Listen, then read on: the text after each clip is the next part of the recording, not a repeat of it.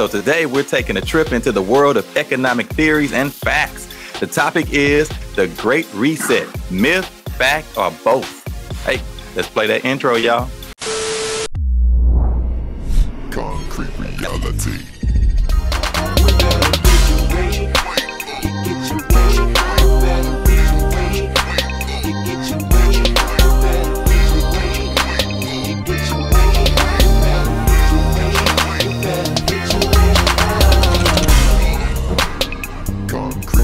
I have really been pounding the table that the thing people should really be worried about as far as a central bank digital currency isn't necessarily a competing currency to the dollar. It's not necessarily a Fed coin or the, Janet Yellen coming out and saying, okay, now we're going to start using this CBDC. So whether you guys like it or not, we're just going to force you guys to use this and ban cash.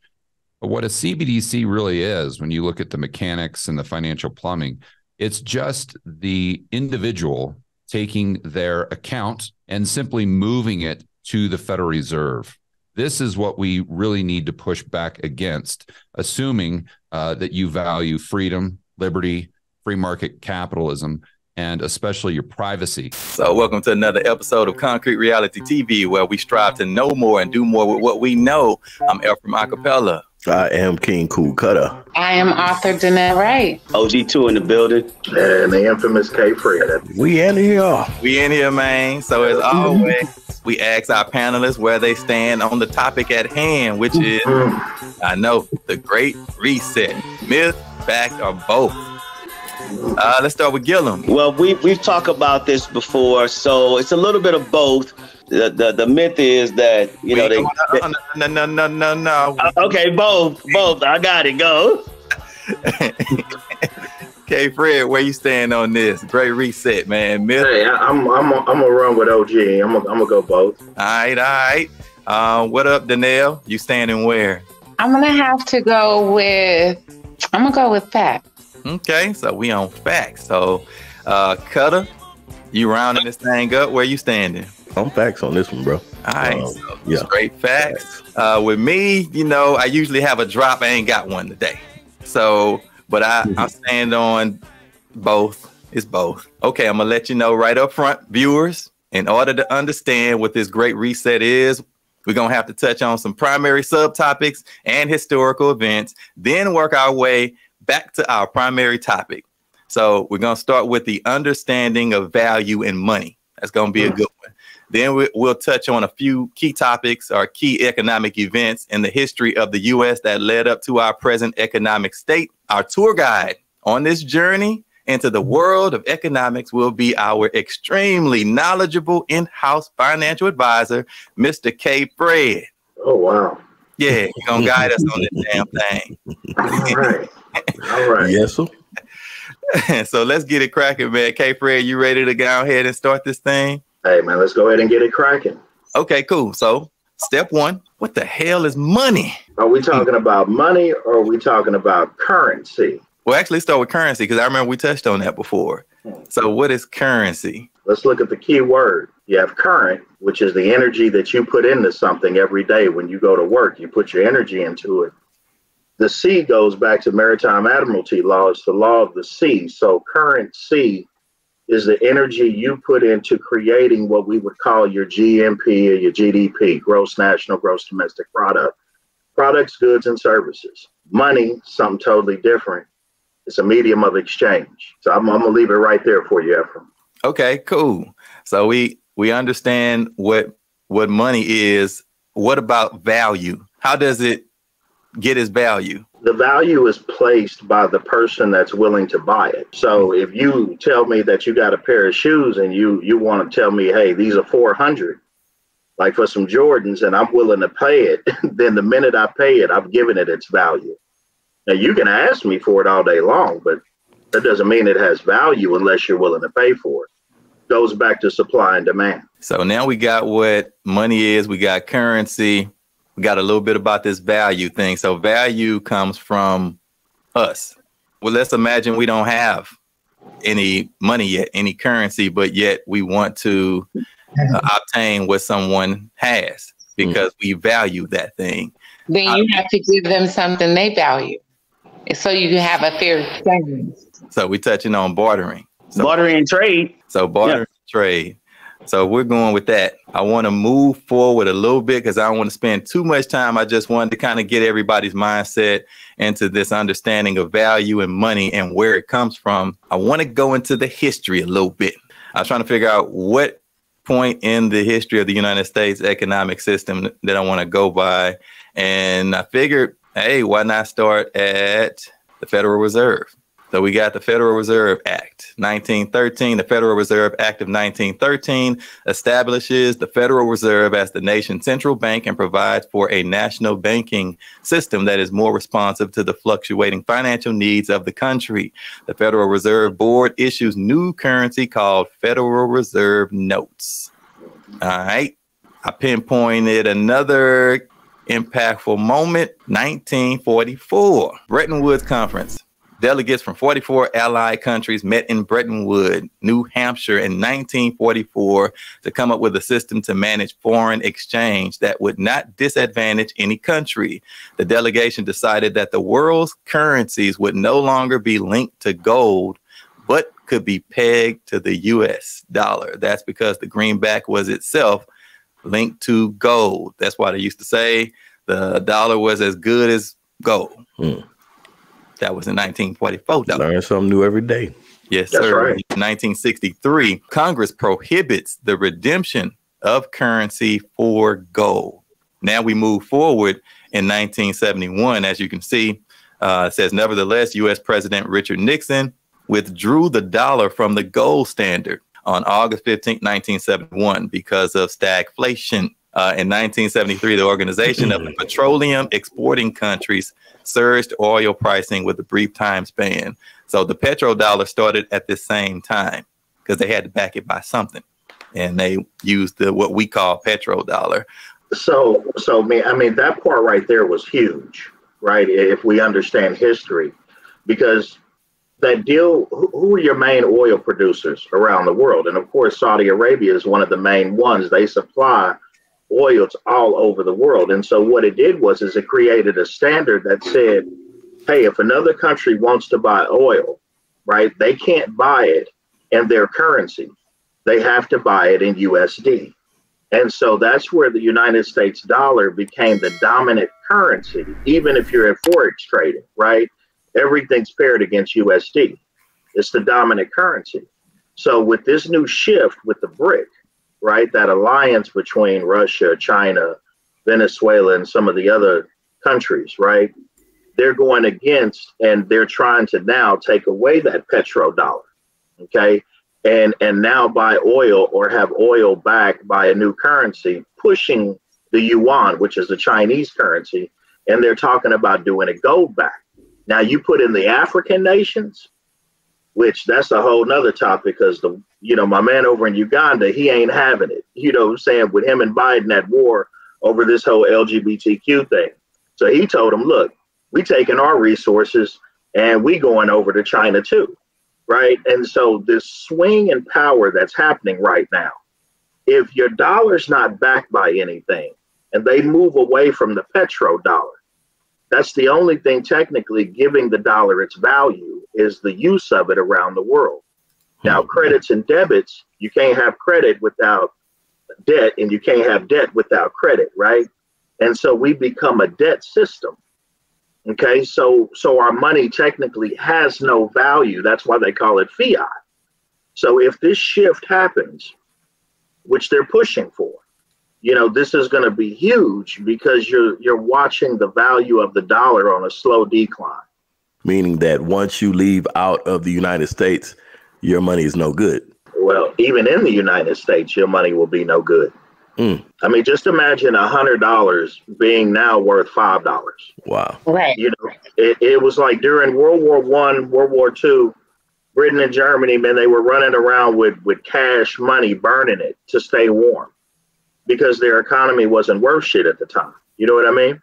So history tends to repeat itself, and America's been sitting at a superpower based on something that they don't have any backing to, right? And the only thing that they're depending on is the people to keep pushing products, goods, and services. But the other side of it, back in the 90s, they opened up this whole free trade. So that took away what? GDP, gross domestic product, what we're producing as a country. So if we're not producing from industry, right, like the Industrial Revolution was intended, you have no more factories. That's Ohio, that's Cleveland, that's full Midwest, right?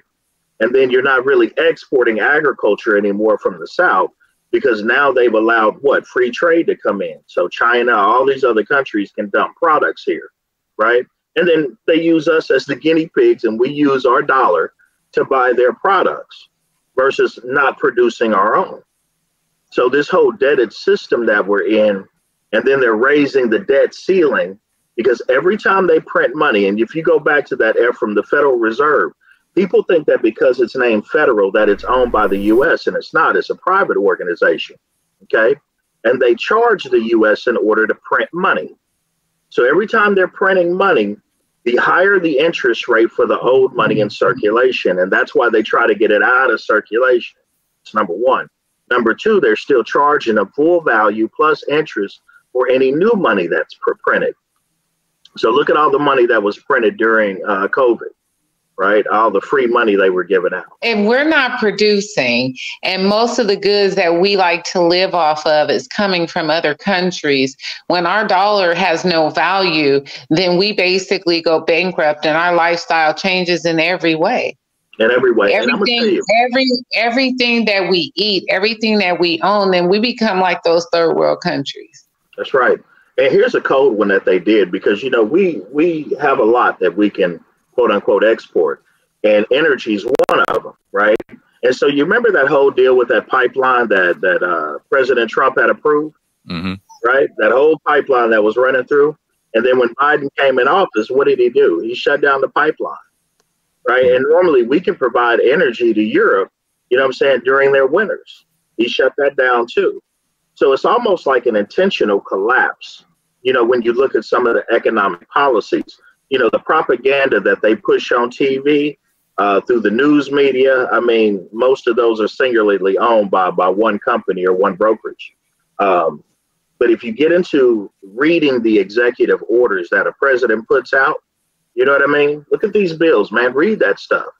Just like the new one that they got, which is going to affect you as well, that whole TikTok ban, right? It wasn't about TikTok. TikTok, if you read the bill, is nowhere in the bill. You know what I'm saying? They're talking about monitoring platforms like this. And if they're not in agreement with something that you say, that you do, it gives them full rights to all of your digital, all of your social media, all of your Facebook, all of your emails, all of your search engine, right? It's another, intentional violation into controlling the American population, man. This is cold. And what better way do you control them than economically? If I move to a digital currency, Ephraim, that means you have no more black market stuff, right? So there's no more prostitution, there's no more drug dealing, there's no more illegal things. Now, here's the other part. That affects who? The cartel. Because the cartel keeps most of their money in what? USD. Right. So you're talking about, man, a whole war on both sides that's playing out right now in front of the American people. And it's unfortunate because they're too concerned with, who's the next NFL or what LeBron James is doing or Patrick Mahomes, you know what I mean? Or what's the next concert? What's the next way of entertainment? Because the Hollywood's got them, it's got them mesmerized, you know what I'm saying, like Mickey and Fantasia. So they're missing the whole economic downturn of our economy. And K.Fred, one of the things that I wanted to say too is you're talking about how we pay so much attention to all the things that they try to keep us distracted with. And a lot of the times what we don't realize is those people that are planning all of this take advantage of tragedy. They capitalize on tragedy. When the stock market goes down and all the shares are low, what do? They buy because they know eventually it's going to come back up.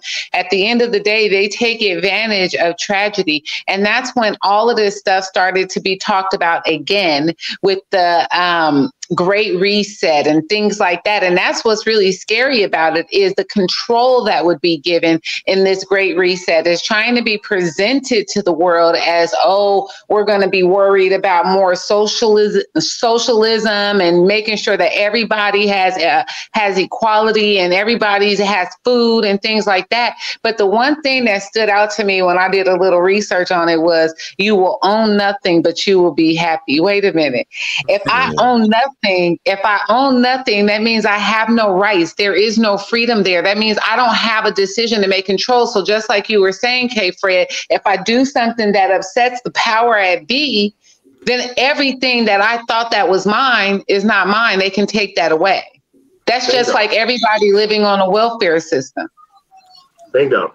And technically, it's not yours now anyway. You know, even though we own homes, right? What do you do every year? You have to pay what? The taxes. Personal property tax? Right. Right. It don't matter if your home is paid for and it has no lien or encumbrances. You're still paying what? Paying taxes. Taxes. Okay.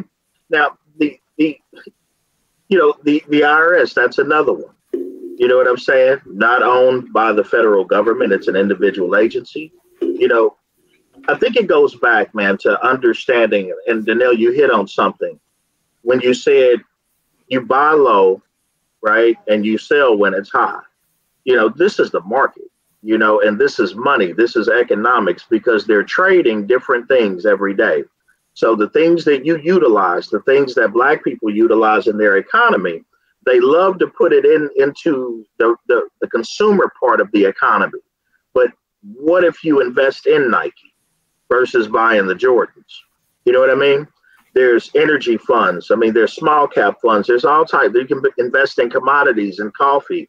You want to be at Starbucks? I mean, yeah, you can invest in Starbucks, but I can also invest in coffee. You know, and I think the market runs every day on many different levels. They're trading Forex. They're trading options. They're trading futures. They got EFTs.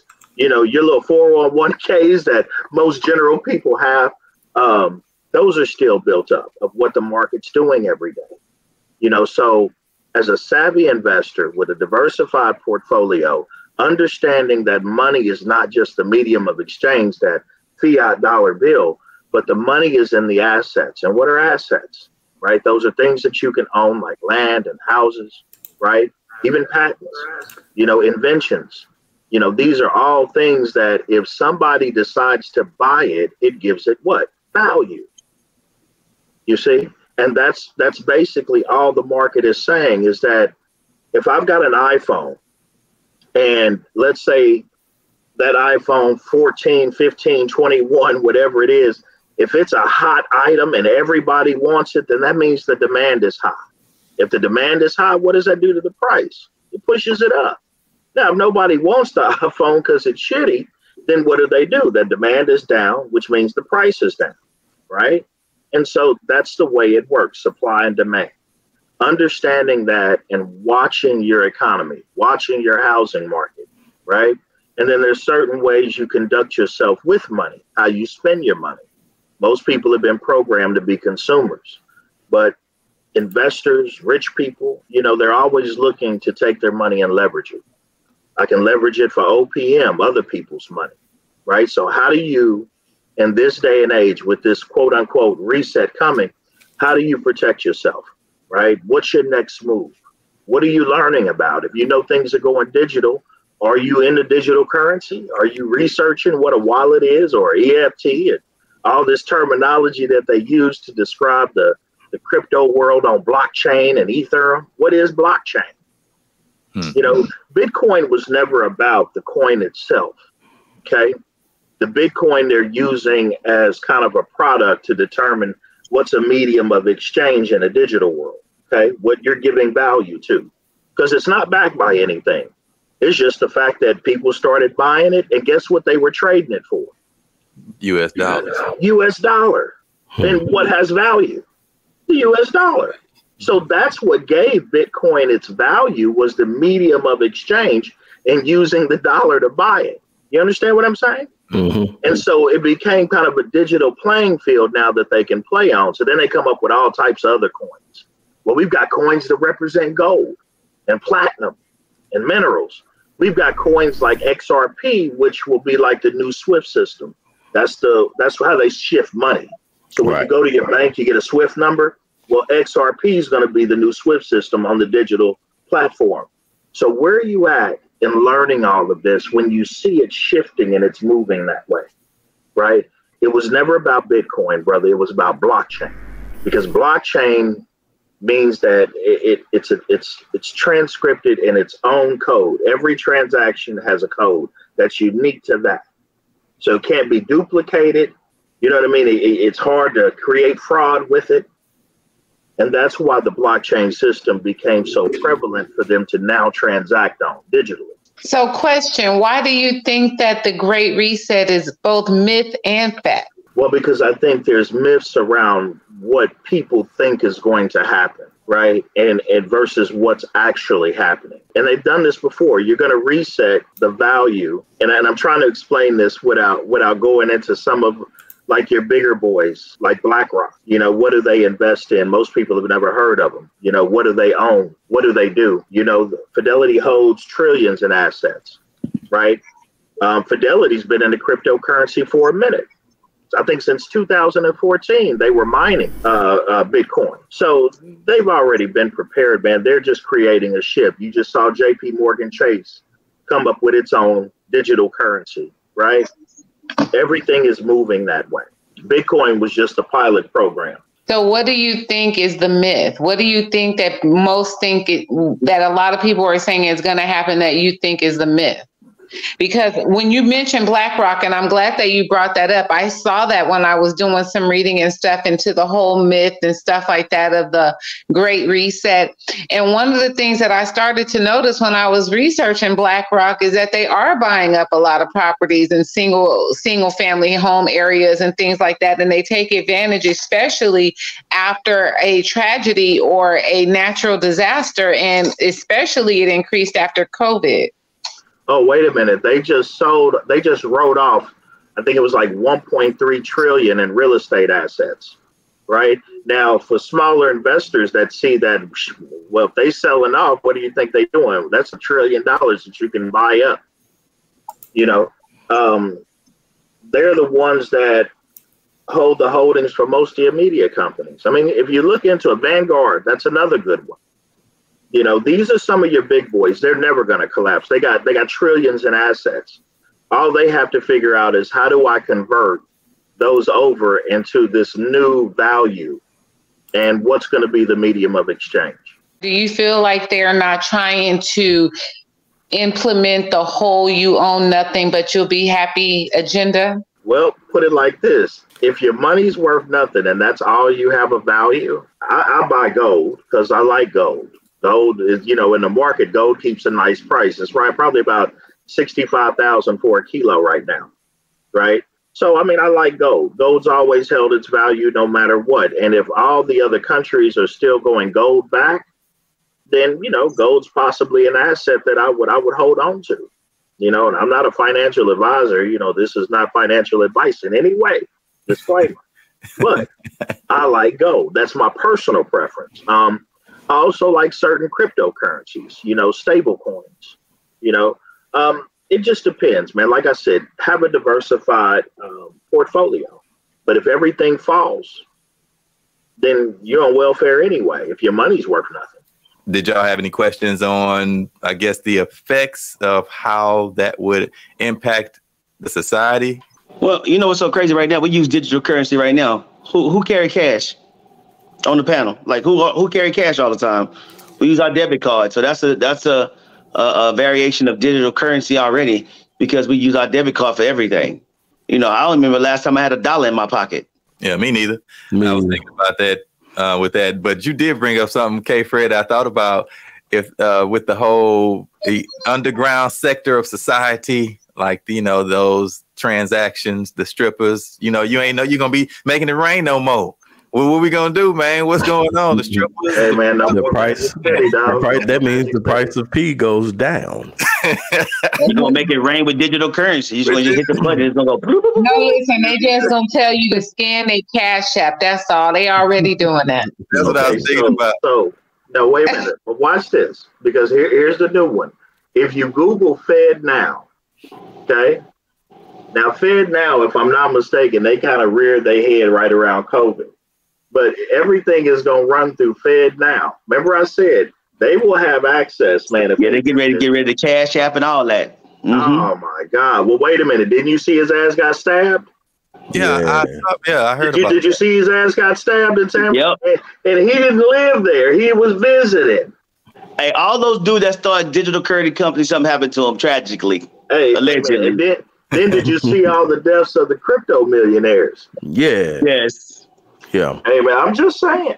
The government is taking over. It's called Fed Now, and they say that's going to be all Cash App, Zillow, all those things will be gone. You have to run through straight government agencies. Okay, so basically they're hijacking it just like they did marijuana. Yeah, right. They hijack it. They want their money. They come take it. That's what they do. They come take it. They come and take it.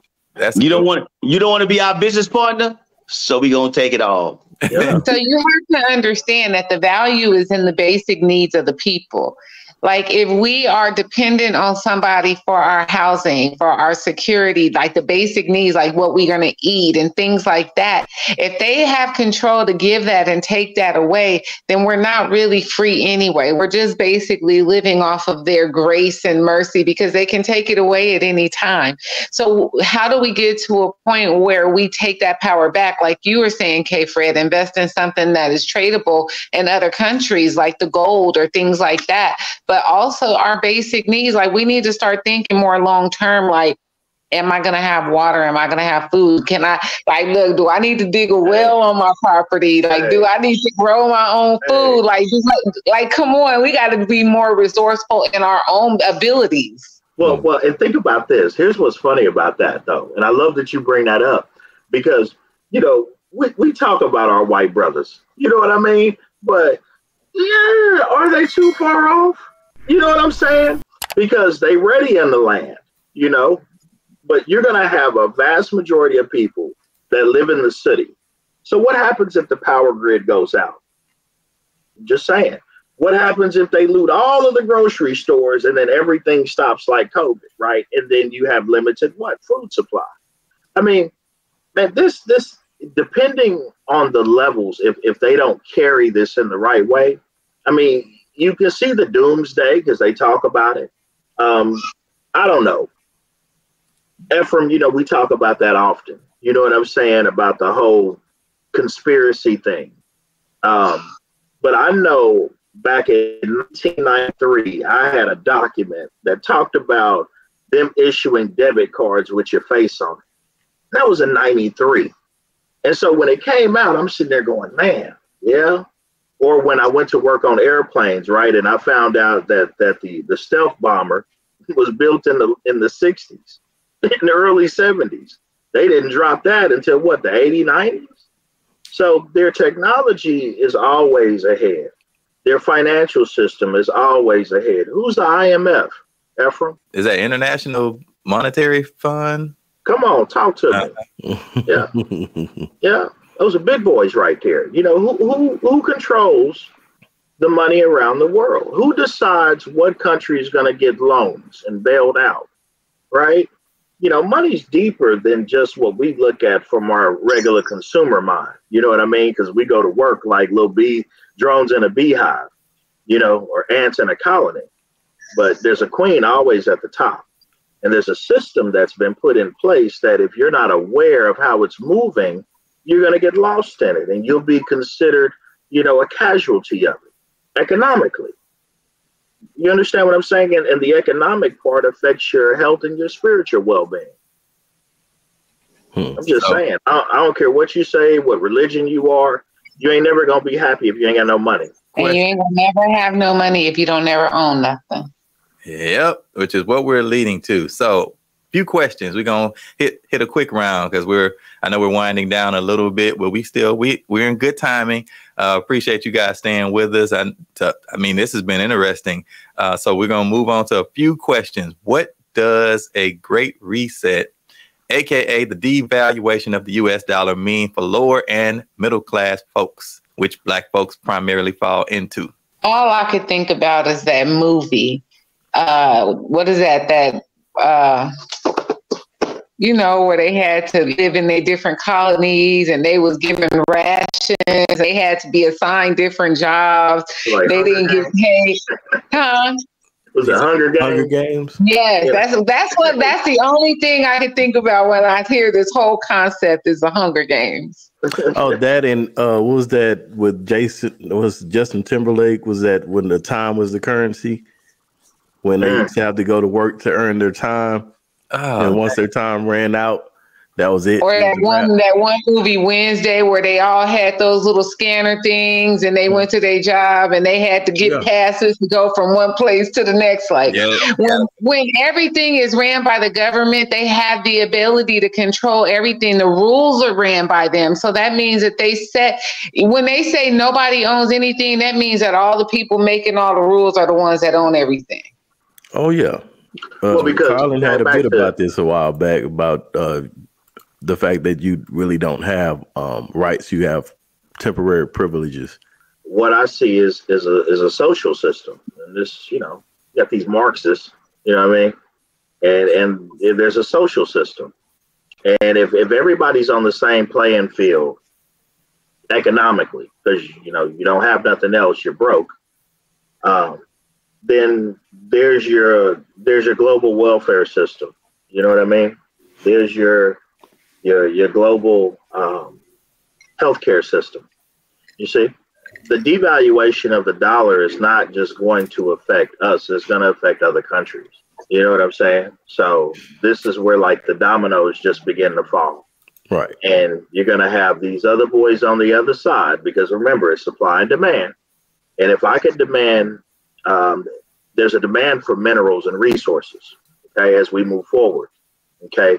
Bauxite is what they make aluminum out of. That grows out of Africa, right?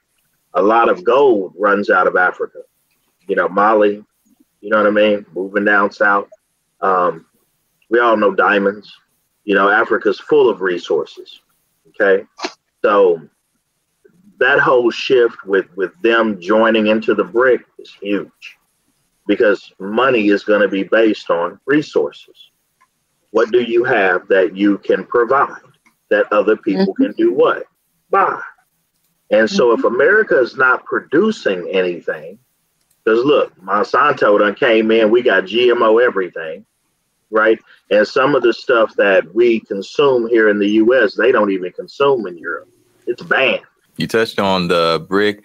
I know a lot of people don't know what that stands for. That's the acronym. Began as a somewhat optimistic term to describe what were the world's fastest growing economies at the time. But now the BRICS nations, which are Brazil, Russia, India, China, and South Africa, are setting themselves up as an alternative to existing international financial and political forums.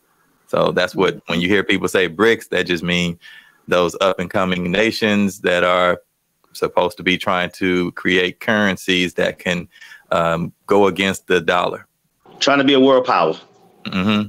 So what does this mean for lower working classes in the U.S. if the value of the U.S. dollar went to nothing, aka held no value against other countries' currencies? Is that even possible that it can do that? Because you had mentioned before what value is. Value comes from us. So if we ask you, if you say, hey, how much is $1 worth? A lot. What's a lot? A whole lot. Well, you can say, I can ask you, K.Fred, what you think about yourself? I'm good. Cutter, what you think about yourself? I'm the best. Okay. But you won't know that until you compare it against something else, which is why you have to value what you say you are against something else and then measure it accordingly. So with the dollar, it's never going to lose its value here. We think the dollar is the best thing since sliced bread, but when you compare it against other currencies, then it tells you what is it equal to. And that's what I'm saying. Will it ever go to zero? I don't think it'll ever go to zero, right? Because like I said, there's too many other factors that are involved. But I think that they will find a fair medium of exchange in between. Makes sense. Y'all got any questions on that one before I move to the next question? No, go ahead, dude. All right. I'm just taking all this knowledge in. Go ahead. So does a devaluation of money currency also mean that the value of the things we value will magically disappear? So if the money loses its value, does that mean Jordans are no longer worth anything to us? I think that comes on like K.Fred was saying earlier, how much we're willing to pay for things. And we give things their value. And if I'm in a situation where all the money that I'm making now does not afford me the things that it once afforded me, then I have to start prioritizing differently. So then, that will shut down corporations that aren't as really absolutely necessary. Or what if they put you to work to produce products, goods, and services for other countries? What if America and China switched roles? Like I said, it would bring us back to slavery. You don't own anything. You don't have anything. You're working for free. You have to in order for you to survive. Well, is that any different? Because that's what we were before we started outsourcing in the 90s.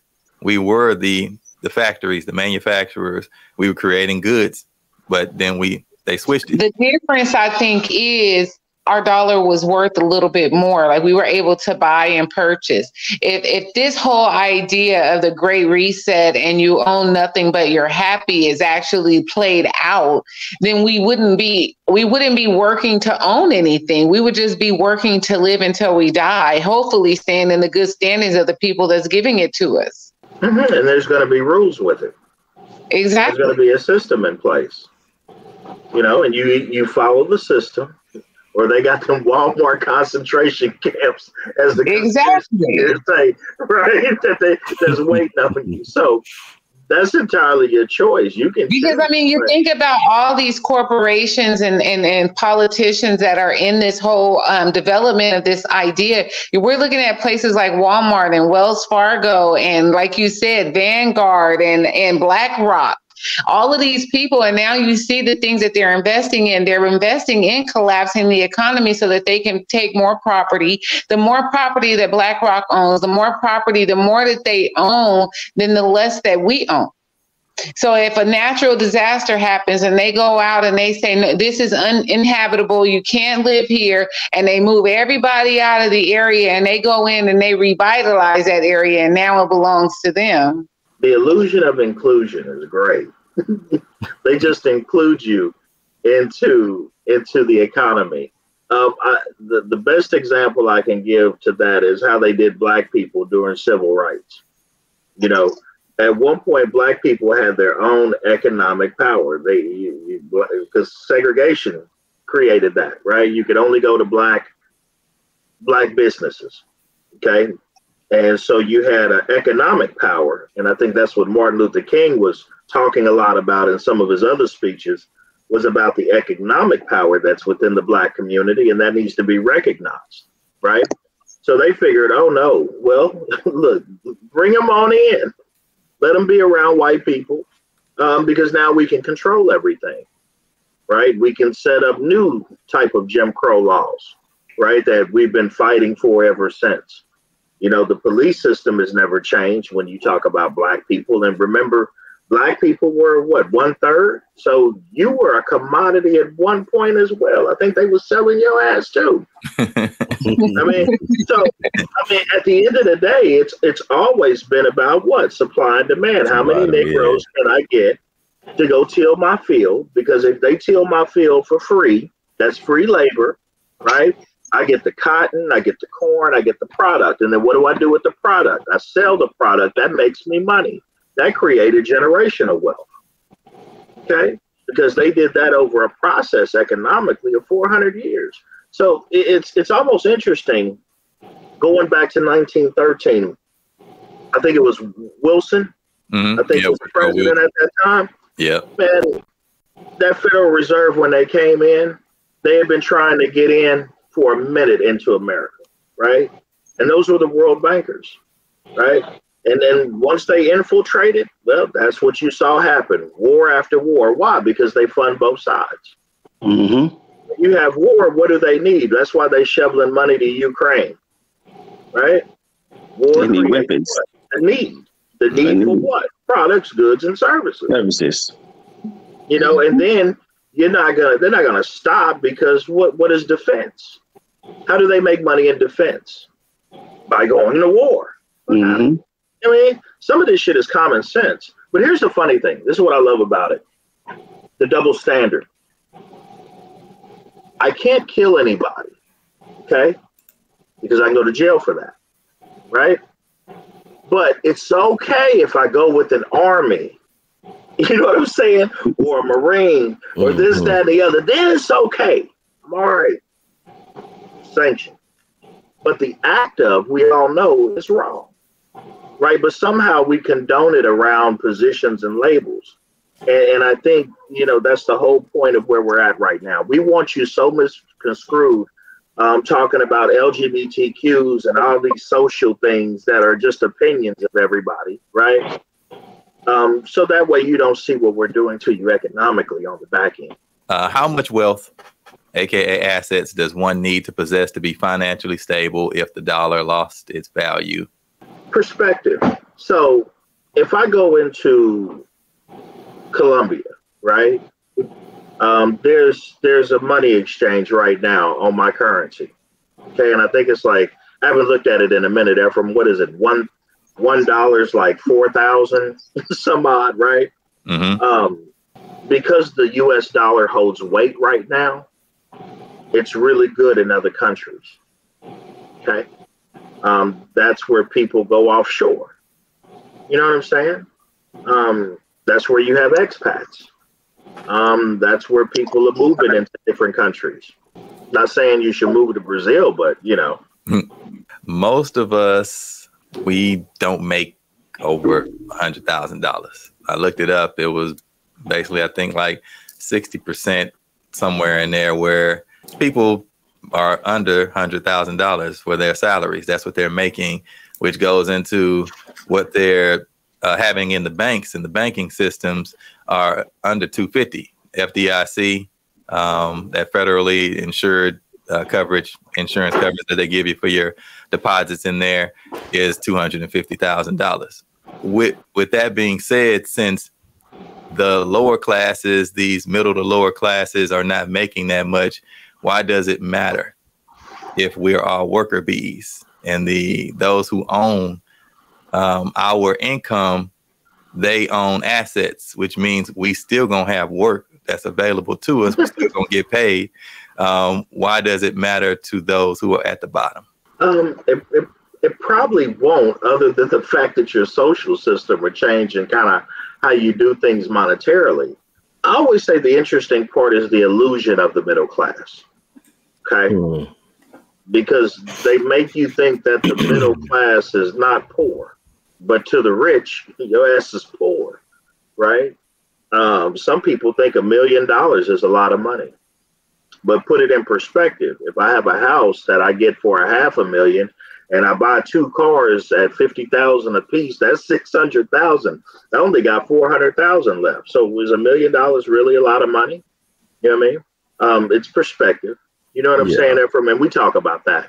And then in turn, some people think that, you know, if I live in Arkansas, you know what I mean? And I'm kind of rural and my environment doesn't warrant me to get that type of money where, you know, 10,000 seems like a lot of money.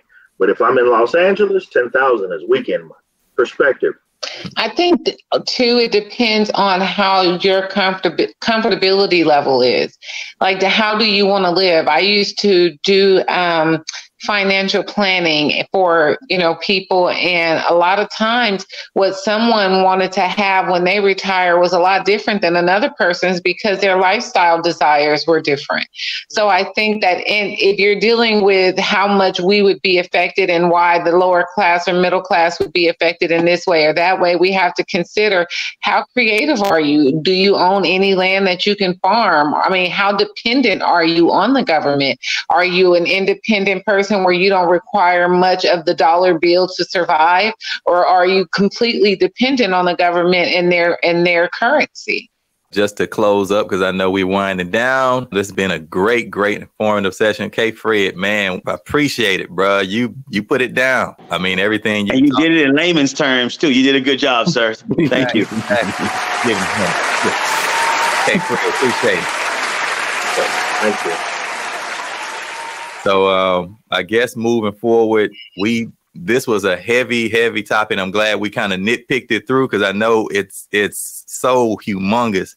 But I guess for viewers that do watch, my advice, and I'm sure K.Fred can follow up with the myth thing. What I did notice, when you have facts, you also have people that like to profit on fear mongering. That means that because this is such a big topic, you can throw everything in but the kitchen sink. You got all these beliefs, all these conspiracy theories all over the goddamn place. Everybody throwing everything in there. I mean, and if you don't understand the basics and the fundamentals of it, you'll get swept up, because you got people that believe, because what they're teaching you is that, what we do know is that the fear mongering is not for people of color, not black folk. We already understand fear. We live in fear. What it is that white folk get scared because they're teaching them somebody's going to reduce you to the state of people of color, Negroes. AKA, we're going to release the slaves, or AKA, you're going to lose your white privilege. It's all going to go away if this happens. And next thing you know, you have a whole bunch of people that are in fear for something that doesn't exist. Like Y2K. Exactly. All of it. And that's what I did. It's like, it's two different perspectives in the society, and it's a shame it's that way, but white folks see it differently than black folk, because we live a different reality than they do in the society. So that's what I would say. Just folks, be careful. Don't run, due to what you think may happen because everybody's talking about it's happening. Oh man, my biggest thing is, they used to say, if you want to hide something, put it in a book, right? Reading and researching, never believe me. You know what I mean? I'll give you keywords, man. You can go research, right? And depending on how far you dig, see what you'll find. Unfortunately, this is the way it's been for quite a long time. It's a system, like you said, that's been in place for well over 100 years now, since 1913, right? We're well past that. You're not going to get around it, but to understand it, to understand your strength in it, I think is what I like to promote. Do the research. If you don't know about investing, go read about it. Go look it up. What are these things you're already in? Your 401ks, your IRAs, your life insurance. Learn about these things. Learn about real estate. Learn about bonds. Learn about the market. Go look at the NASDAQ or the Dow. What is it there? What are derivatives? You know what I mean? What are all these words that they say? When you hear it, go look it up. It'll shed light to a whole lot of things that are coming. So I appreciate platforms like this, Ephraim, where, we can kind of educate, throw some things out there for people to go do their own research. Definitely. So panel, man, appreciate the input. You guys tuning in. You know what you got to do. You got to like, you got to subscribe. We're trying to grow this thing so we can continue to bring you great content like we do. As you can see, I was raised in the streets. I ain't got a whole lot of partners with me, 'cause I know them